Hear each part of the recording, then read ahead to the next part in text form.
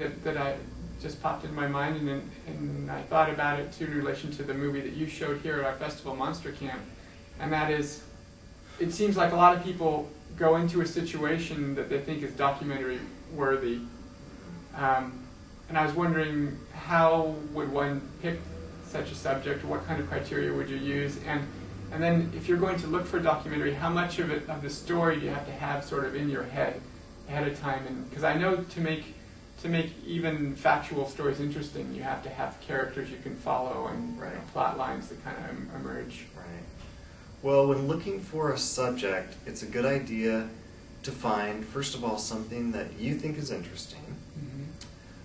Do some research to see whether it's ever been done before. If it's been done before, depends on where you're planning on exhibiting it. If you're looking at festivals or online, just do some research and see whether the topic's been covered and where. A lot of festivals won't show a documentary about a certain topic if they showed that the year before or within the last couple of years. So, stay away from things that are pretty common and generalistic. Try to find something specific that's unique that hopefully has never been done before. That's the best of all possible worlds. And then, when you're, what's the rest of your question? When you're trying. I was wondering about how do you take a story, a factual story that you can't script ahead of time. Oh, right. And sort of discern the characters, the plot structure, and all that to make it an interesting, engaging story. Well, the great thing about documentary is that you may start off with this idea that you have for how it's going to be, and ultimately, in following these characters, you may end up with a completely different story. Is that the case with Monster Camp, or? No, we were following these live-action role players. You need to have, in any documentary that's a feature length, you need to have some kind of crisis, just like in a fiction. Right.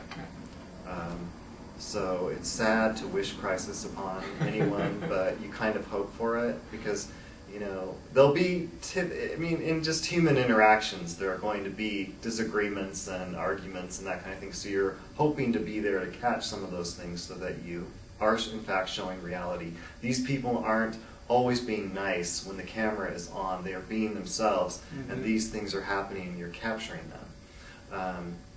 Hopefully you're around at the right time, the right place, where you can capture things that are pretty interesting. And then you can also winnow it down to the interesting stuff. Oh yes, we had 100 hours of footage for Monster Camp and ended up with 78 minutes of film. Finished story. And someone went through and chose all those moments. Colin Hoback, the director, was also the editor. There is something nice about a director editing their own stuff because they've been there, they've seen it all, they know what's there in their head. The bad thing is that because they've seen it all, they don't look at it as an audience member would. They imagine things to be there that aren't necessarily there. And after editing it for a while, they can lose, this happens to anybody, you can lose sort of the connection between one thing and the other. You can think that transitions are there that are not there. So that's why it's important to show it to focus groups and get regular people feedback, people who have never seen it before, and to sort of do that a few times before you finish it. And then you can re-edit based on the feedback that you get. Right. Yeah. And I have, on my blog, I think I have some sample questions, or I could get them to people if they want to email me. Wow, great.